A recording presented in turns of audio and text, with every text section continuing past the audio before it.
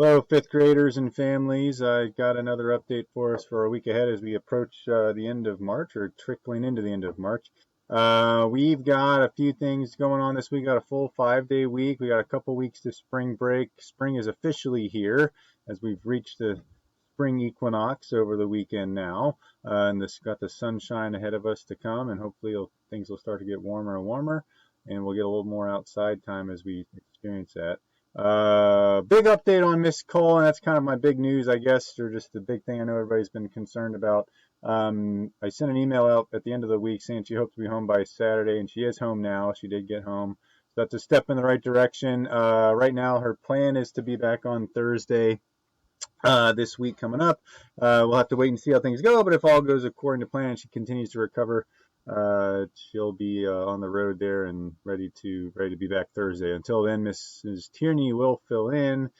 She's done a great job getting used to the kids. She's a retired teacher herself. She specialized in math at her days with the Forest Hills District especially, but done a great job with some of the social studies and reading and religion projects they've been working on with Miss Collins' class while she's out. So it's nice to have a little consistency in our subs, especially when teacher's out for an extended time. So she's going to continue to do a great job.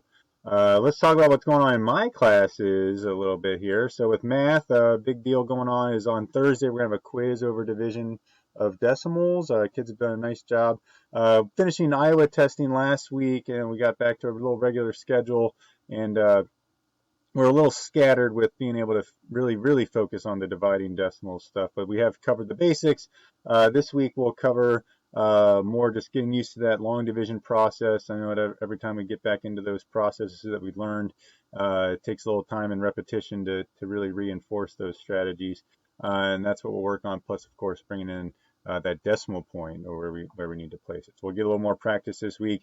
The quiz Thursday, as we see, we'll prep on. We're in about the midpoint of the chapter, using some mental math skills, practicing using compatible numbers with estimating answers, and then using those strategies to help us place that decimal point when we actually solve the problem. So here's like a good example of a long division with decimals problem that we've been kind of working on, and that'll be the main focus of our quiz coming up. So Thursday will be our quiz, and we'll do plenty of work to get ready for that. The early part of the week. In science, we did finish the first unit on ecosystems, talking about adaptations of organisms and what an ecosystem really is. Now we're going to talk about the role that those organisms play within their ecosystems. A lot of that has to do with the energy in the ecosystems, meaning the food, and where that comes from. So humans, we get food. We get energy from the food we eat. Same happens in ecosystems. So we have producers like the plants that grow and produce food from photosynthesis, which we'll talk about. Types of consumers, including herbivores, carnivores, and omnivores. Those are basically our animals that need to eat food to have the energy to exist and live and thrive. And we'll talk about other things like decomposers and scavengers, which are special kinds of consumers. Eventually, we'll get to talking about food chains and food webs, which kind of really just is a diagram or a way of thinking about all the ways that energy gets transferred from one organism to another that makes the ecosystem thrive through that circle of life. Also, we'll do a final science fair check-in on Friday, which will be the last, so March 26th will be the last check-in before we start presentations. Last week when I met with the kids, once again, last Friday, I feel like we're all in a pretty good spot. There are a couple of kids I had to say, hey, it's time to really kick it into gear and make sure we're catching up and getting on track, that maybe need to, really crank it out these last couple of weeks here. But a lot of kids are right on track and doing a great job with how, keeping up with the timeline. If they hadn't already started the display, they're at least thinking about it and designing it and, sketching out ideas for that. So there's really just a handful where I said, hey, we need to really make sure we finish the investigation portion soon and get ready for the presentations. Okay, so this Friday, my plan is to give kids a devoted amount of time where they should be focusing on working on those posts. If they want to bring in displays to work on in our class time, that's great. Or otherwise, just be ready to say, here's what mine's going to look like. So when we get to next week, the end of next week, right before spring break, that's when we'll spend the last couple days doing those presentations, which I'm really looking forward to, so everybody else can see all the good stuff I've been hearing from each of the groups. So we'll have that going on. Friday is our big check-in, the last chance to meet with me, get some feedback from me. But again, like I said, most of us are doing a great job I'm sure those of us that need to catch up will step up to that challenge and do so. So that's going on with science. Again, usually a couple things going on. Going to finish those up right before spring break. In English, we had a lot of fun last week in English. I was actually super impressed with the work the kids did. We wanted to work on writing a persuasive paper, a persuasive essay, and I actually chose a sort of a topical event for our local area. So what's going on with all these images you see here is actually the Cincinnati Bengals are coming out with new uniform designs, which is pretty exciting.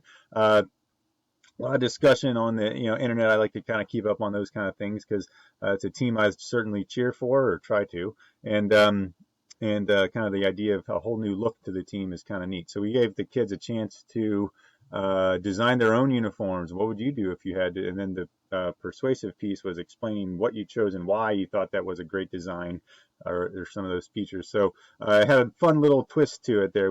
I was actually really impressed with the way the kids really put some great detail and effort and thought into the design itself, and then writing up a couple of paragraphs of a persuasive essay about why they think their design is so great. These are actually from my homeroom, Miss Cullen's homeroom. I didn't get to scan them yet, so they still have to present theirs on Monday. My homeroom got a little extra time when we were finished with testing and things, and in between the Iowa tests when they had some free time to do that. So Miss Cullen's kids are done. I just didn't get to scan them into my computer yet to do the presentations. But these are those. So you see a lot of unique designs, a lot of common characteristics. We had the rule of it has to still have black and orange, but other than that, you can choose some new colors. We had a few that had like an accent color. Here's one that features blue, and a lot of them see some sort of elements of the Bengals design, but also pretty unique. So we had a lot of fun. I was really very impressed with how seriously the kids took the project and really came up with some great designs and really took pride in their work. We had a nice presentation time Friday at the end of the week for my homeroom, and again, like I said, we'll get Miss Cullen's kids presenting those on Monday for their group. Okay, here's some other ones, and it's just as our last slide. So let's have a great week, and here you can see the other ones that didn't fit onto the first slide. I'm looking forward to a nice week. We got a 5-day week here, and then we've got just 4 days before we're into spring break. So we're going to kind of start getting to the end of a couple of things, finding the end of our division chapter for math, finding the end of our work with science fair coming up. And English, we are going to start a new writing topic too that's going to carry us into spring break as well. So again, nice job on these. Great effort on testing and things. Now that those are out of the way, we've got a couple weeks to focus on getting some good learning goals achieved and accomplished before we are enjoying some nice weather and a spring break soon to be. Okay, so let's have a nice week here. I'm looking forward, again, a full week ahead, and I'll talk to you guys on Monday. Thanks, everybody. Bye.